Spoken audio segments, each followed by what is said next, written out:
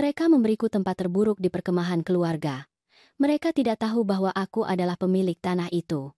Bisakah Nyonya Siti memasang tenda di sana? Suara Budi, keponakan menantuku, terdengar merendahkan. Nada yang telah aku pahami setelah menginjak usia 70 tahun. Nada yang digunakan anak muda ketika mereka berpikir orang tua itu merepotkan, tetapi berusaha menyembunyikannya. Di sana? Tanyaku, melihat ke arah yang ditunjuk jarinya. Sudut paling belakang lapangan terbuka, tepat di samping toilet portabel, di area yang jelas-jelas tidak rata dan penuh batu-batu kecil. Ya, itu satu-satunya tempat yang tersisa. Budi bahkan tidak menatap mataku saat mengatakannya. Dia terlalu sibuk dengan daftar tugasnya. Mayoritas sudah memesan tempat mereka sejak berminggu-minggu yang lalu. Tentu saja dia tidak menyebutkan bahwa mereka tidak pernah mengirimiku informasi untuk memesan tempat. Aku mengetahui tentang perkemahan keluarga tahunan ini hampir secara kebetulan, ketika anakku, Dimas, menyebutkannya selama panggilan telepon mingguan kami yang singkat. Panggilan yang, seperti biasa, tidak berlangsung lebih dari 5 menit. Aku mengerti, jawabku dengan senyum yang tidak dia lihat. Aku akan mengurusnya. Begitulah akhir pekan saya dimulai. Aku membawa tenda dan perlengkapan sendiri, menuju tempat terburuk di perkemahan. Sambil berjalan, aku melihat Rina, menantuku, memimpin semua orang seolah dia adalah komandan sebuah pasukan, dengan rambutnya yang terikat rapi. Pakaian perkemahannya yang tampak baru keluar dari katalog, dan suaranya yang tegas yang dia gunakan untuk mengatur semua orang kecuali aku. Bukan berarti aku terkejut. Setelah 25 tahun menjadi ibu mertua Rina, aku tahu betul posisiku dalam hierarki keluarga.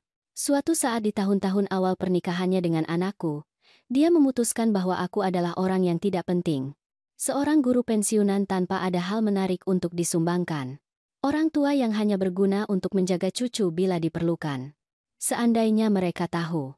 Seandainya saja mereka tahu bahwa kaki ini sedang menginjak tanah milikku, bahwa setiap pohon, setiap gundukan, setiap batu di hutan indah ini, secara hukum adalah milikku.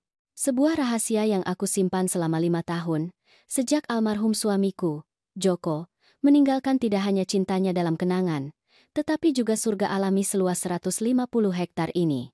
Jangan beritahu mereka dulu, Siti, dia memintaku di hari-hari terakhirnya. Tunggu saat yang tepat, ketika itu benar-benar penting. Dan aku, seperti biasa, menghormati keinginannya.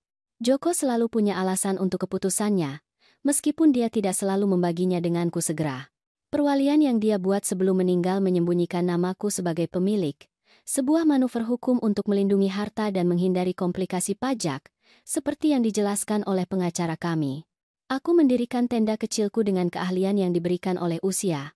Joko dan aku sering berkemah di masa muda kami.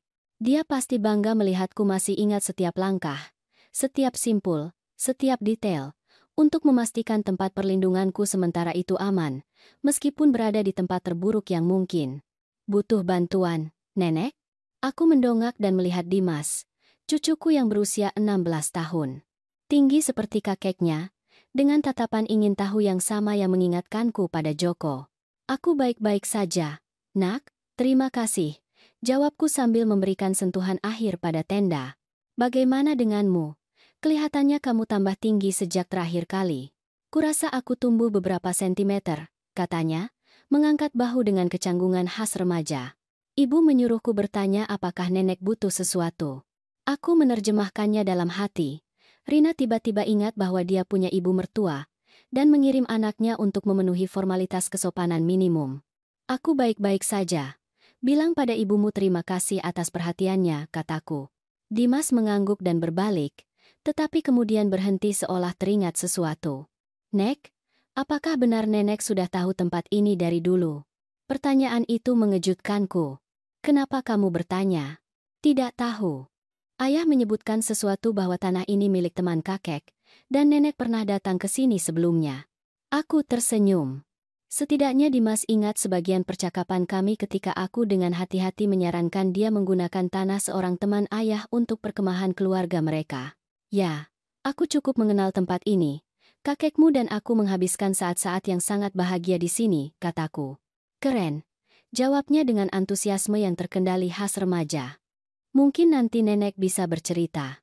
Aku melihatnya menjauh ke tempat sisa keluarga dan teman-teman memasang tenda mereka di tempat terbaik di lapangan. Area datar, teduh, dekat sungai, jauh dari toilet kimia yang telah mereka pasang. Aku mengamati perkemahan sambil menata barang-barangku. Ada sekitar 15 tenda tersebar di lapangan utama. Aku mengenali beberapa kerabat Rina, beberapa teman kerjanya anakku, dan tentu saja, keluarga kecilku. Dimas sibuk dengan ponselnya bahkan di sini, di tengah hutan. Rina mengatur segalanya.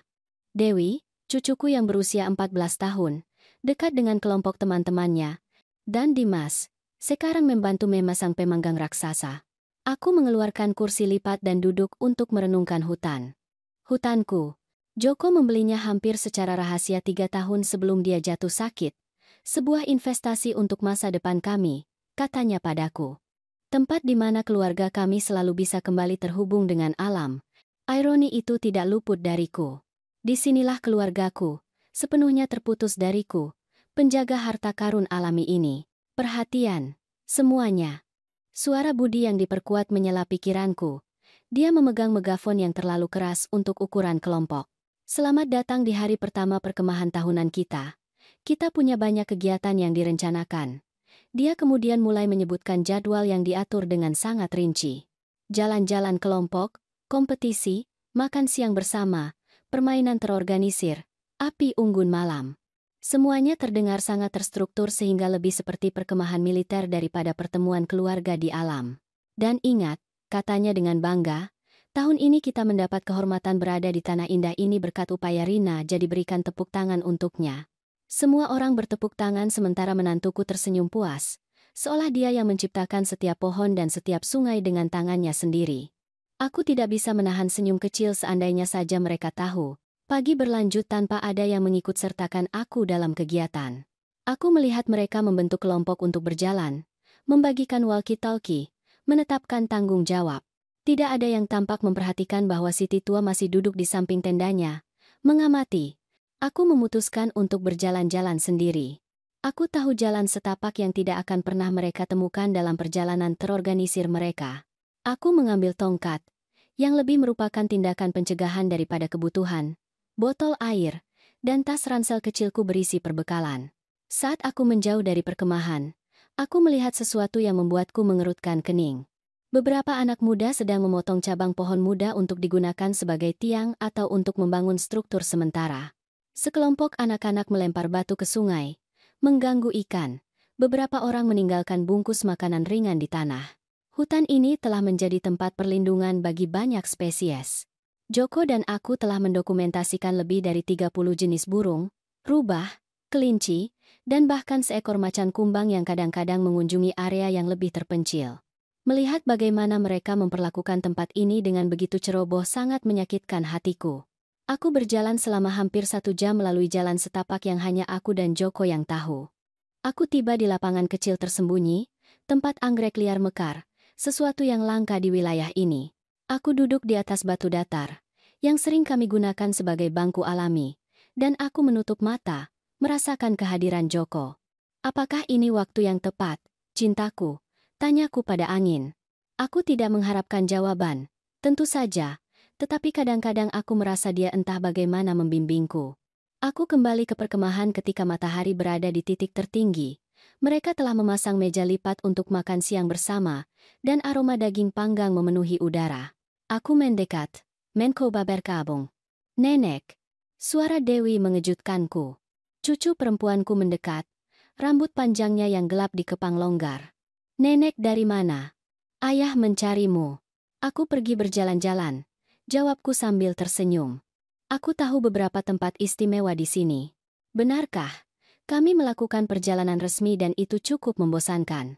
Budi hanya menunjukkan jalan utama dan menyuruh kami berfoto di samping pohon besar, katanya. Hutan ini menyimpan banyak rahasia indah, kataku. Ada tempat-tempat di sini yang tampak seperti keluar dari dongeng. Matanya berbinar sesaat, tetapi kemudian salah satu temannya memanggilnya dan dia pergi dengan cepat. Kita bicara nanti, Nek. Aku mengambil sepiring salad dan daging, dan mencari tempat duduk, semua meja penuh dengan kelompok yang ramai. Tidak ada yang mengundangku untuk bergabung. Aku hampir kembali ke kursiku di samping tenda, Ketika Dimas akhirnya menyadari kehadiranku. Ibu, kemari, dia memanggilku, menunjuk ruang kecil di sampingnya. Kami menyisakan tempat untuk ibu.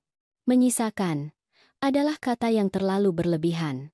Tempat itu hampir tidak ada, dan aku harus berdesakan di antara anakku dan seorang temannya yang hampir tidak aku kenal. Rina, yang duduk di depan kami, hanya menyapaku dengan anggukan kepala sebelum melanjutkan percakapannya tentang masalah mencari staf yang baik untuk perusahaan acaranya. Apakah ibu nyaman dengan lokasi tenda ibu?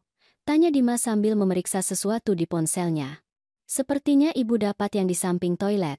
Aku baik-baik saja, nak, jawabku. Aku pernah berkemah di tempat yang jauh lebih buruk di masa lalu. Nyonya Siti pasti bisa menceritakan kisah tentang saat perkemahan benar-benar masih tradisional, kan?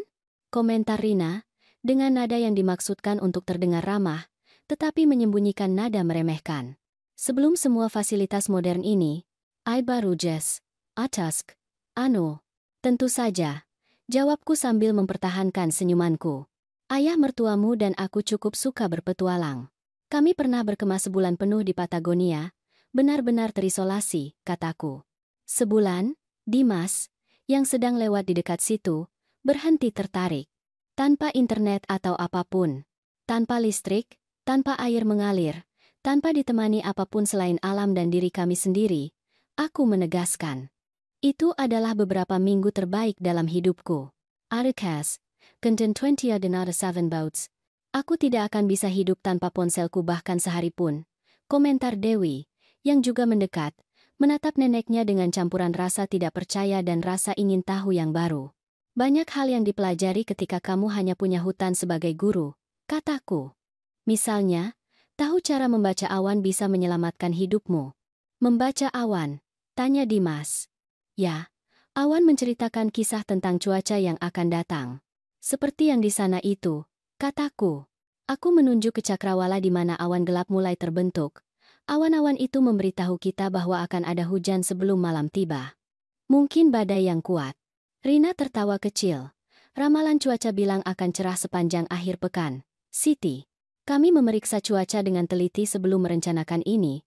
Ramalan cuaca sering salah di daerah pegunungan seperti ini. Komentarku tanpa mendesak. Tidak ada gunanya berdebat. Baiklah, karena ahli meteorologi keluarga kita sudah bicara. Canda Rina, memicu tawa di meja.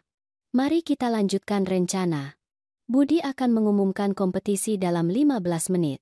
Sore hari berlalu dengan berbagai olimpiade yang diorganisir oleh Budi. Perlombaan, mencari harta karun, membangun tempat berlindung. Tidak ada yang mengundangku untuk berpartisipasi. Mungkin berasumsi bahwa seorang wanita berusia 75 tahun tidak akan tertarik atau mampu. Aku tetap menjadi penonton. Bertepuk tangan untuk prestasi cucu-cucuku ketika aku punya kesempatan. Selama kompetisi tempat berlindung, aku melihat dengan cemas bahwa beberapa kelompok menebang pohon muda untuk membangun struktur mereka.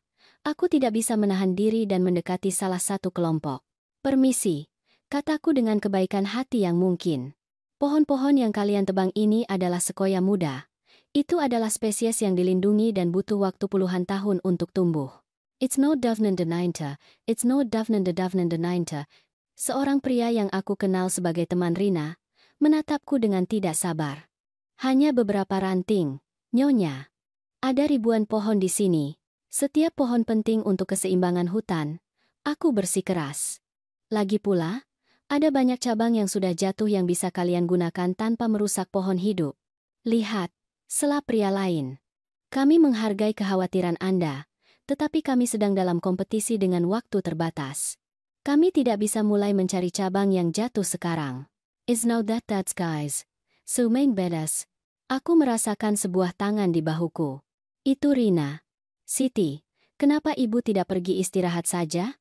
Ibu pasti lelah, katanya. Nadanya ramah tetapi tegas, menjelaskan bahwa aku mengganggu. Anak-anak tahu apa yang mereka lakukan. Tapi Rina, mereka merusak. Ini hanya untuk bersenang-senang, Siti. Bukannya kami akan menghancurkan seluruh hutan, katanya. Dia menepukku dengan nada meremehkan. Lagi pula, kami punya izin dari pemilik untuk menggunakan tanah sesuka kami. Dan aside, comment to me Zio, Andenali, dan Dizend. Ironi dari komentarnya hampir membuatku tertawa. Atau menangis. Aku tidak yakin. Aku menjauh tanpa mendesak lebih jauh. Ini bukan waktu atau tempat untuk mengungkapkan rahasiaku. Tetapi setiap pohon kecil yang ditebang terasa seperti luka pribadi. Sore mulai gelap lebih awal dari biasanya. Awan yang kutunjuk sekarang menutupi sebagian besar langit, lebih gelap dan mengancam. Angin mulai bertiup kencang, menggoyangkan terpal dan tenda yang telah mereka pasang. Sepertinya akan ada sedikit angin, komentar Budi melalui megafonnya. Amankan tenda kalian dengan baik dan bersiaplah untuk api unggun malam ini. Aku mendekati Dimas yang sedang mengamankan terpalnya. Nak, ini bukan hanya angin. Badai kuat sedang mendekat, kataku. Kalian harus mempertimbangkan untuk memindahkan beberapa tenda. Anakku menatapku dengan penuh kasih, tetapi dengan jelas mengabaikan. Bu, tenda modern tahan terhadap cuaca apapun. Jangan khawatir. In the Carnatilagnans, in the Mainland, in the Cannons. Ini bukan tentang tendanya sendiri. Aku menjelaskan dengan sabar. Ini tentang lokasi. Yang dekat sungai berada di daerah yang mudah banjir ketika hujan deras. Dan yang di bawah pohon-pohon besar itu tidak aman selama badai petir. Bagaimana ibu tahu semua itu? Tanyanya, benar-benar penasaran sesaat. Aku hampir mengatakan kebenarannya, tetapi menahan diri. Ayahmu dan aku tahu daerah ini dengan baik. Kami datang berkali-kali. Dimas tersenyum dengan rasa nostalgia. Ayah dan petualangannya. Lalu dia kembali ke kenyataan. Tapi jangan khawatir, Bu. Ramalan cuaca bilang akan baik-baik saja. Dan Rina merencanakan semuanya dengan sangat hati-hati, ujarnya. Setidaknya pertimbangkan untuk memindahkan tenda anak-anak yang lebih kecil. Aku bersikeras. Aku akan berkonsultasi dengan Rina, janjinya. Meskipun aku tahu dia mungkin akan melupakannya begitu dia pergi. Aku kembali ke tendaku dan mulai mempersiapkannya untuk badai. Aku menggali parit kecil di sekelilingnya untuk drainase, mengamankan pasak dengan lebih baik, melapisi jahitan yang terbuka dengan semprotan yang selalu aku bawa, dan meletakkan semua barang-barangku di dalam tas kedap air di dalam tenda. Saat aku bekerja, aku melihat Dimas mengamatiku dari kejauhan. Akhirnya dia mendekat. Apakah nenek benar-benar yakin akan hujan, Nek? Aku tidak yakin, aku yakin.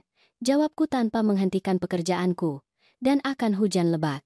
Arno temengen manedas. Dimas menatap langit dengan ragu.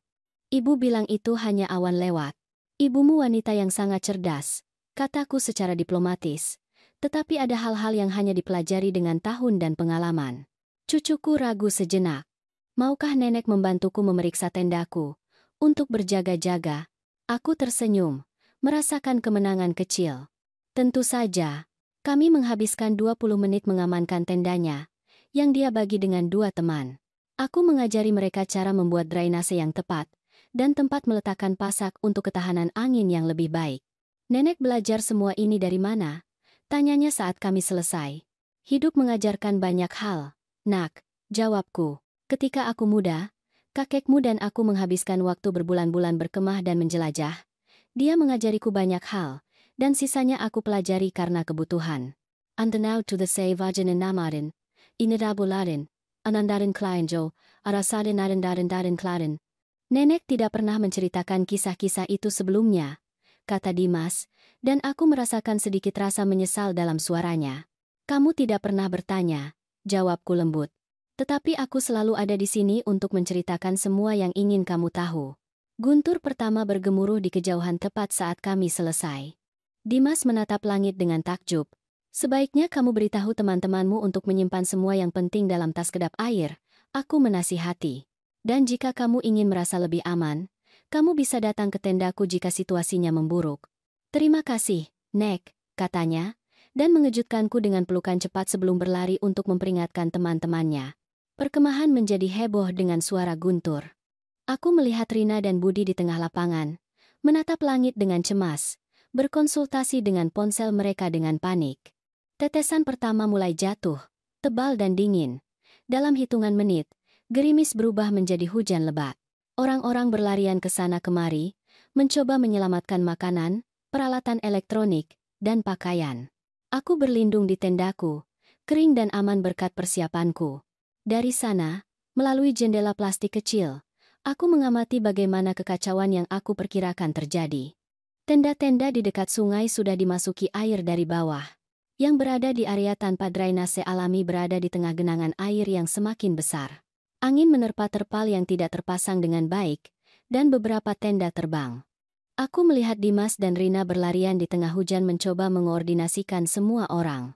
Budi meneriakkan instruksi melalui megafonnya, meskipun hampir tidak terdengar di atas deru badai. Kemudian hal yang tak terhindarkan terjadi.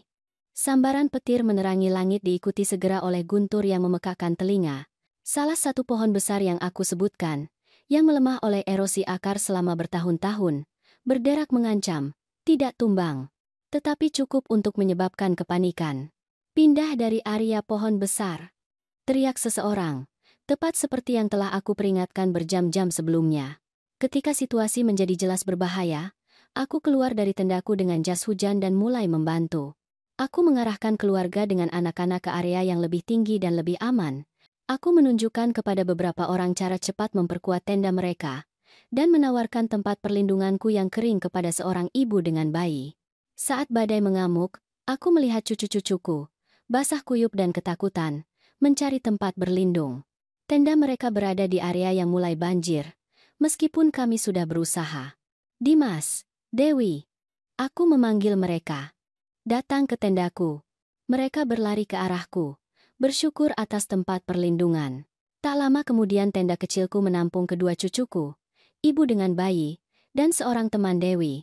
Kami berdesakan tetapi kering, sementara di luar badai mengubah perkemahan yang indah menjadi medan pertempuran melawan elemen alam. Nenek benar, kata Dewi, sedikit gemetar saat aku memberinya handuk kering. Bagaimana nenek tahu badai ini akan datang? Aku melihat melalui jendela tenda ke hutanku yang dicambuk hujan. Hutan yang aku kenal sebaik garis tanganku sendiri. Ada hal-hal yang kamu ketahui begitu saja ketika kamu sudah hidup cukup lama, jawabku. Dan ketika kamu menyukai suatu tempat, kamu belajar membaca tanda-tandanya.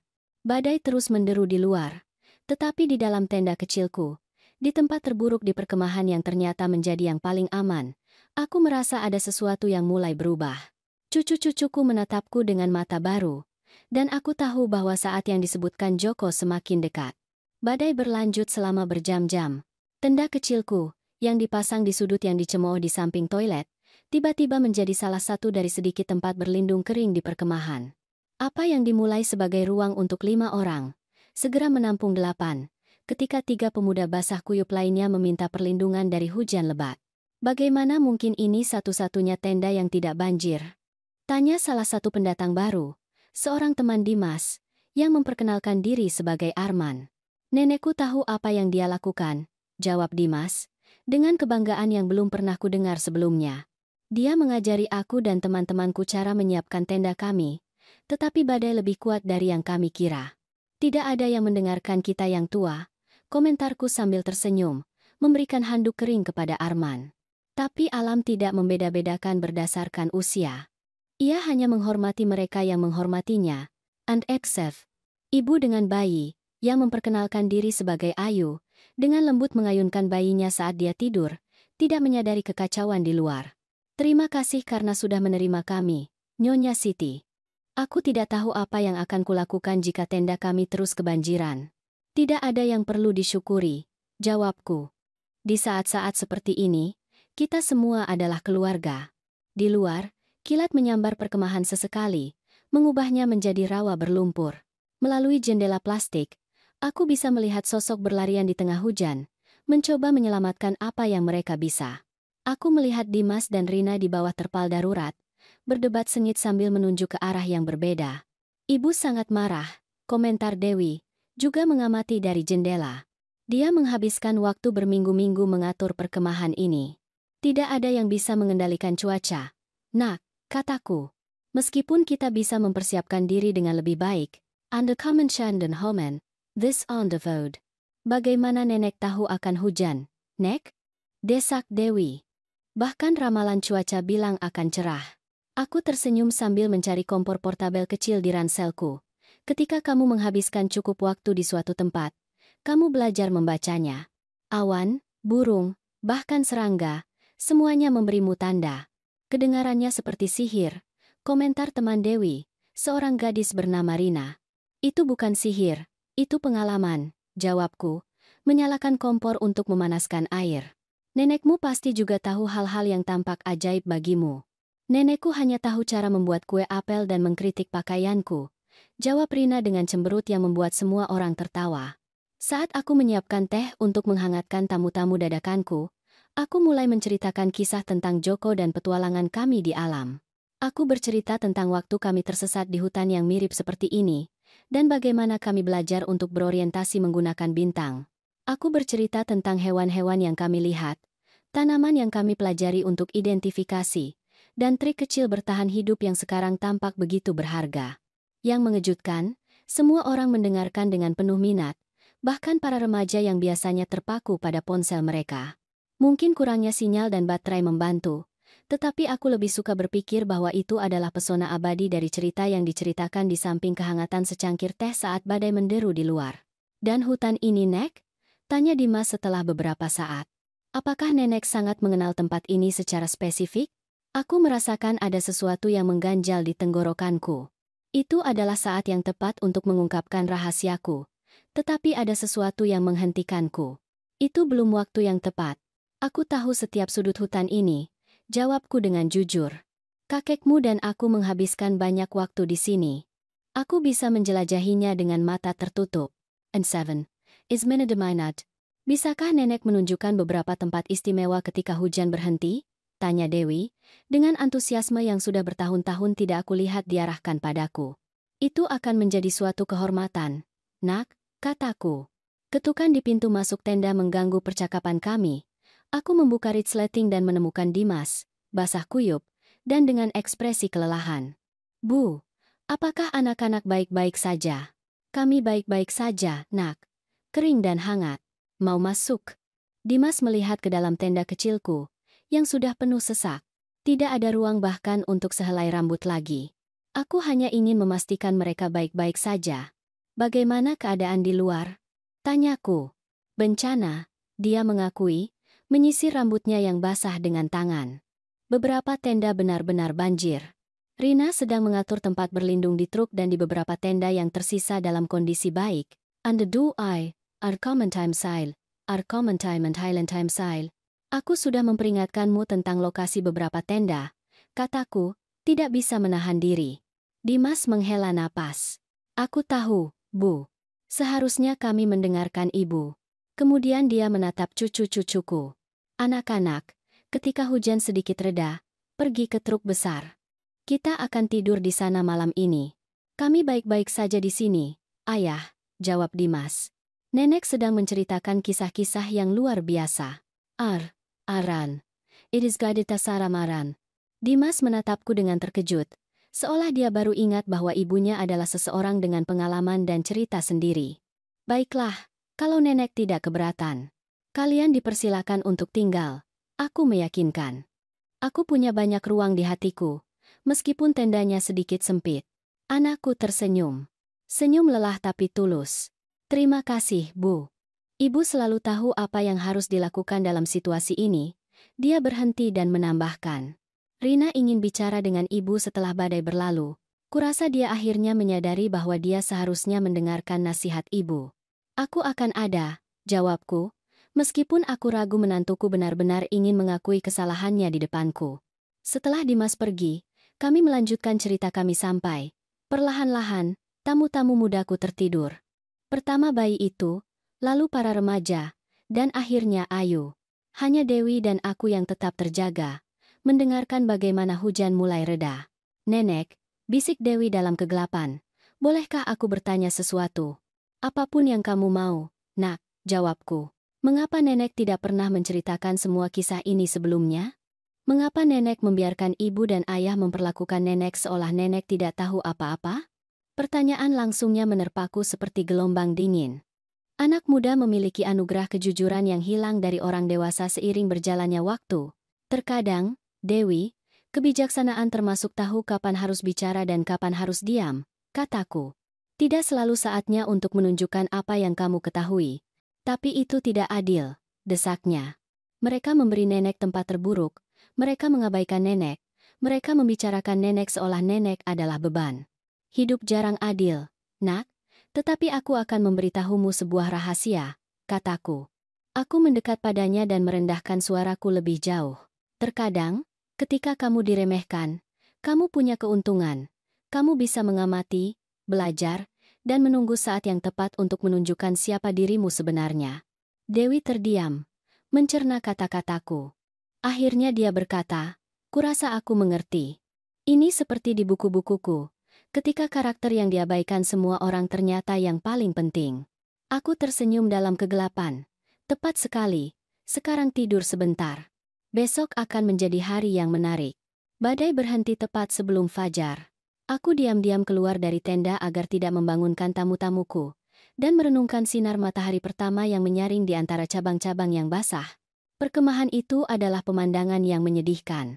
Tenda-tenda roboh, terpal robek, perlengkapan basah tersebar di lumpur, tetapi hutan tampak mulia, dicuci dan diperbarui oleh hujan, bersinar dengan ribuan tetesan seperti berlian di bawah cahaya fajar. Jokoku, gumamku pada diriku sendiri. Kurasa hari ini adalah hari yang tepat. Aku mulai menyiapkan sarapan sederhana dengan perbekalan yang kubawa. Tak lama kemudian, aroma kopi yang baru diseduh membangunkan tamu-tamuku. "Selamat pagi," sapaku saat mereka keluar satu persatu, meregangkan tubuh dan berkedip di pagi yang cerah. "Semoga kalian beristirahat. Pasti lebih baik dari yang lain," komentar Dimas, menunjuk ke arah orang-orang yang keluar dari kendaraan dan tenda yang rusak, dengan wajah yang menunjukkan kurang tidur. Aku melihat Rina dari jauh, dengan kuncir kuda sempurna sekarang berantakan, dan pakaian desainernya tertutup noda lumpur. Dia berbicara dengan penuh semangat dengan budi, menunjuk ke berbagai area perkemahan. Bahkan dari jarak ini, aku bisa menduga bahwa dia sedang mengatur ulang semuanya, mencoba menyelamatkan acaranya yang berharga. Dia tidak butuh waktu lama untuk mendekati kami, memasang senyum profesionalnya yang terbaik. "Selamat pagi, keluarga. Kuharap kalian melewati malam yang lumayan." "Kami tidur nyenyak, Bu," jawab Dewi. Tenda nenek seperti oasis di tengah banjir. Rina menatapku dengan campuran rasa ingin tahu, dan sesuatu yang bisa diartikan sebagai awal rasa hormat. "Siti, Dimas memberitahuku bahwa ibu mengenal tempat ini dengan baik. Aku ingin tahu apakah ibu bisa membantu kami memindahkan beberapa kegiatan, karena area yang telah kami tentukan sekarang tidak dapat digunakan. In the Stansstad tradest in the two, and that as well for the Nomen Standard and Dated." "Tentu saja," jawabku, menawarkan secangkir kopi, yang dia terima dengan isyarat penghargaan yang tulus. Saat dia minum kopinya, aku melihat Budi dan pria lain yang tidak kukenal, sedang mengukur dan menandai area di dekat sungai. "Apa yang mereka lakukan?" tanyaku. "Oh, mereka hanya mengevaluasi lahan," jawab Rina samar-samar, "untuk instalasi di masa depan." "Instalasi?" aku mendesak. Rina ragu sejenak, tetapi kemudian, dia tampak memutuskan bahwa tidak ada alasan untuk menyembunyikannya dariku. "Begini, tempat ini sempurna untuk retret perusahaan dan acara keluarga kami. Kami sedang mempertimbangkan untuk membangun beberapa pondok permanen untuk tahun depan, yang kecil tentu saja, agar tidak terlalu mengganggu lingkungan alami." Aku merasa jantungku berdetak kencang. Mereka berencana membangun di hutanku tanpa berkonsultasi denganku, tanpa tahu bahwa aku adalah pemiliknya. Lebih buruk lagi, area yang mereka tandai justru yang paling sensitif secara ekologis, tempat bersarangnya beberapa spesies burung yang dilindungi. "Dan apakah pemilik tanah setuju?" tanyaku, menjaga suaraku senetral mungkin. "Tentu saja," jawabnya dengan kepercayaan diri yang berlebihan. "Dimas telah berhubungan dengannya melalui perantara.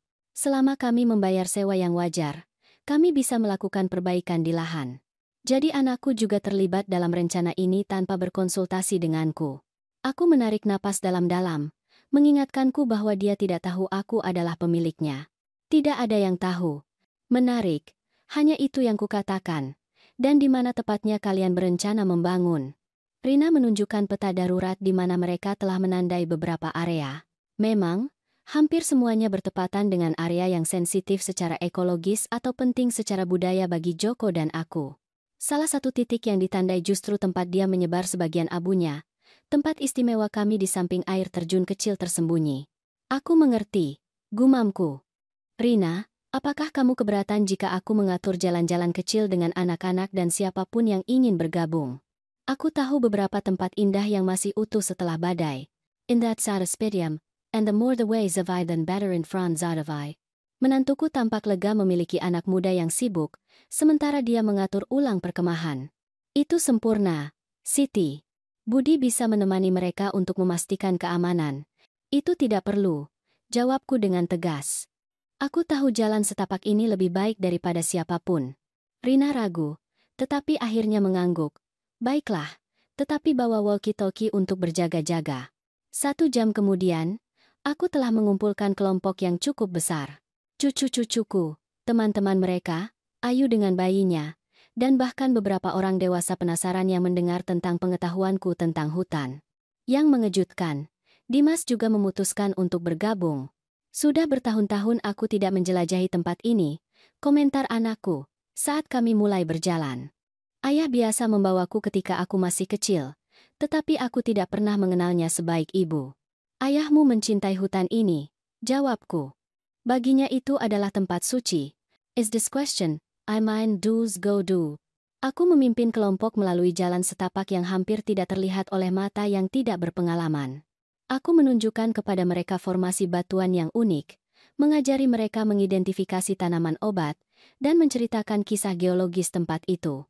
Dengan setiap langkah yang kami ambil, aku merasa hubunganku dengan anak muda ini tumbuh, terutama dengan cucu-cucuku, yang sekarang menatapku dengan campuran kekaguman dan penyesalan karena meremehkanku begitu lama. Bagaimana nenek tahu begitu banyak? Tanya Dimas, saat kami berhenti di samping sungai kecil yang jernih untuk beristirahat. Hidup adalah guru terbaik, nak, dan aku punya hidup yang panjang dan beruntung, jawabku. Bukan hanya itu, sela Dewi.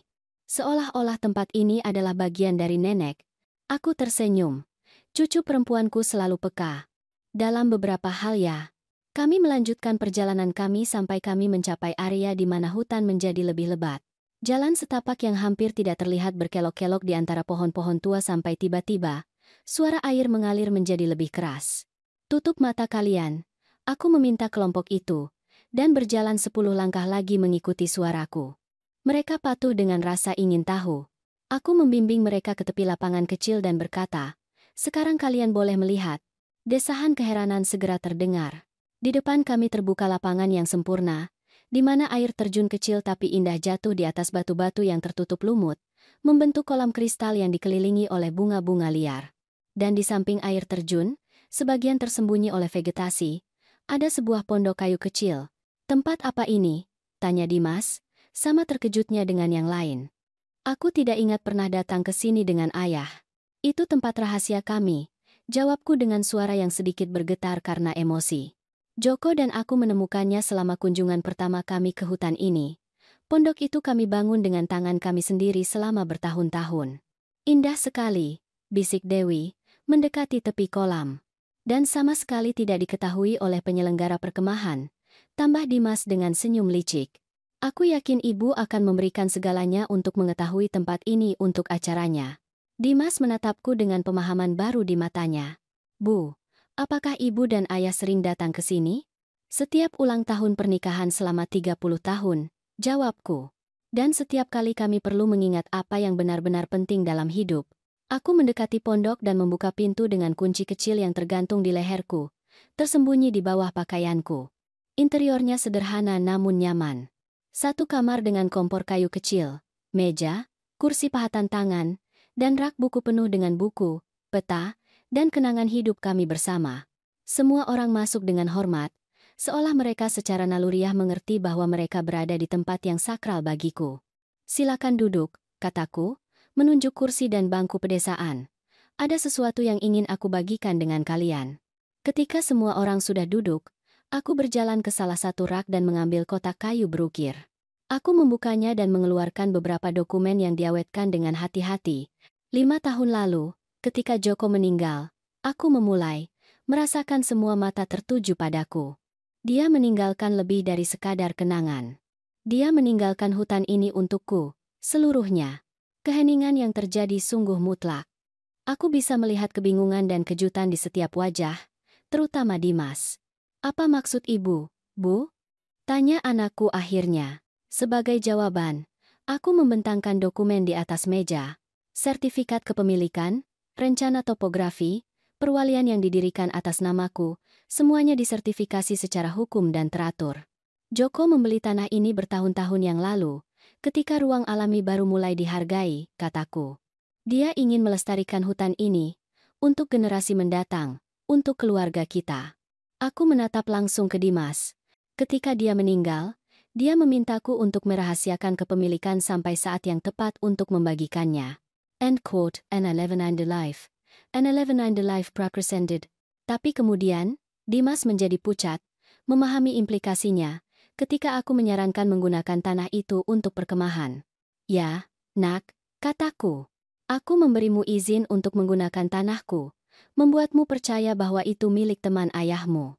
Dan semua rencana yang telah kita buat, struktur yang ingin kita bangun. Suara Dimas meredup. Area yang telah kalian tandai untuk pembangunan justru area paling sensitif di hutan. Aku menjelaskan dengan tenang. Tempat bersarang, koridor biologi, zona pengisian air. Joko dan aku menghabiskan waktu bertahun-tahun mendokumentasikan setiap sudut hutan ini untuk memastikan konservasinya. Dewi mendekati dokumen, memeriksanya dengan takjub. Jadi, Nenek, selama ini Nenek mengizinkan kami menggunakan properti Nenek tanpa mengatakan apa-apa, bahkan ketika mereka memberi Nenek tempat terburuk di perkemahan. Aku tersenyum. Terkadang, nak, mengamati mengajarkan lebih banyak daripada berbicara. Aku ingin melihat bagaimana kalian memperlakukan tempat ini, apa yang kalian hargai, apa yang kalian abaikan. Dan kami gagal dalam ujian, gumam Dimas, terlihat malu. Ini bukan tentang lulus atau gagal ujian. Jawabku dengan lembut. Ini tentang belajar dan tumbuh bersama. Ya, aku sakit hati melihat bagaimana kalian memperlakukan hutan, bagaimana kalian memperlakukan aku, tetapi aku juga melihat potensi. Aku melihat bagaimana kalian, cucu-cucuku, mulai melihat dengan mata baru ketika aku menunjukkan cara lain untuk melihat sesuatu. Dimas tampak hancur. Bu, aku sangat menyesal. Seharusnya aku mendengarkan ibu. Seharusnya aku melibatkan ibu dalam semua ini. Ini bukan saatnya untuk penyesalan. Nak, kataku, meletakkan tangan di atas tangannya. Ini saatnya untuk awal yang baru. Apa yang akan Nenek lakukan sekarang? Tanya Dewi. Apakah Nenek akan mengusir kami dari perkemahan? Aku tertawa pelan. Tentu saja tidak. Hutan ini ada di sini untuk dinikmati, tetapi dinikmati dengan rasa hormat, dengan kesadaran, dengan cinta. Aku berdiri dan melihat ke setiap orang yang hadir. Apa yang aku usulkan adalah mengubah perkemahan ini menjadi sesuatu yang lebih bermakna. Ruang di mana kita dapat terhubung kembali tidak hanya di antara kita, tetapi juga dengan alam. Di mana kita dapat belajar untuk menjadi penjaga yang lebih baik atas apa yang telah dipercayakan kepada kita.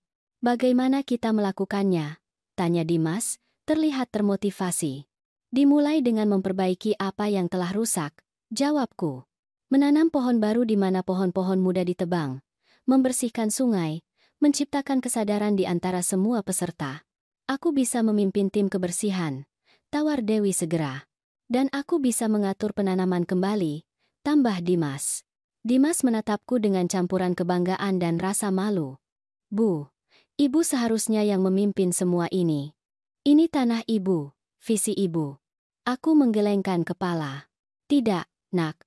Hutan ini milik masa depan, anak muda yang harus memimpinnya sekarang, dengan dukungan pengalaman kita. Berita bahwa aku adalah pemilik tanah menyebar dengan cepat ketika kami kembali ke perkemahan. Reaksinya beragam. Keheranan, ketidakpercayaan, rasa malu, dan dalam kasus Rina, ketidaknyamanan yang jelas. Aku menemukannya duduk sendirian di samping sisa-sisa api unggun, dengan pandangan kosong ke suatu titik di cakrawala. Aku duduk diam di sampingnya. Dimas menceritakan semuanya padaku, katanya akhirnya, tanpa melihatku. Aku pasti terlihat seperti orang bodoh di mata ibu. Tidak, Rina, kataku. Hanya seseorang yang melihat ke arah yang salah. Aku memberi ibu tempat terburuk di perkemahan, gumamnya. Di tanah ibu sendiri. Onen, I have to use, and does it. Dan ternyata itu adalah satu-satunya tempat yang tidak banjir, jawabku dengan senyum. Terkadang hidup punya ironi seperti ini. Dia akhirnya berbalik ke arahku. Mengapa ibu tidak mengatakan apa-apa? Mengapa ibu membiarkan kami memperlakukan ibu seperti itu? Karena beberapa pelajaran tidak bisa diajarkan dengan kata-kata. Jawabku, Mereka harus dialami. Rina terdiam untuk waktu yang lama. Aku tidak tahu apakah aku bisa melihat ibu dengan cara yang sama setelah ini, dia mengakui akhirnya. Aku harap tidak. Jawabku dengan tulus. Aku harap kamu bisa melihatku sebagaimana aku sebenarnya. Tidak hanya sebagai ibu mertua suamimu atau nenek anak-anakmu, tetapi sebagai Siti. Seorang wanita dengan kisahnya sendiri, pengetahuannya sendiri, sumber dayanya sendiri.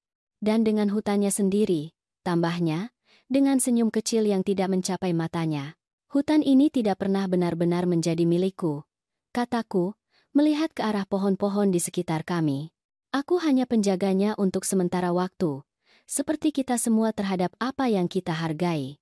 Sore hari berlalu dengan energi yang sama sekali berbeda di perkemahan. Di bawah arahan antusias cucu-cucuku, para peserta berorganisasi dalam tim untuk memperbaiki kerusakan akibat badai, dan juga yang disebabkan oleh kelalaian kami sendiri. Kami mengumpulkan sampah, menanam kembali pohon muda, dan memulihkan tepi sungai di mana erosi mengancam. Dimas mengumpulkan semua orang saat senja untuk api unggun yang jauh lebih sederhana, tetapi lebih bermakna, dari yang semula mereka rencanakan. Saat api menari di bawah langit berbintang, anakku melakukan sesuatu yang sangat mengejutkanku. Dia memintaku untuk berbagi cerita tentang hutan, tentang Joko, tentang hidup kami bersama. Ibu saya telah menjadi penjaga sunyi tempat ini selama bertahun-tahun, katanya di depan semua orang.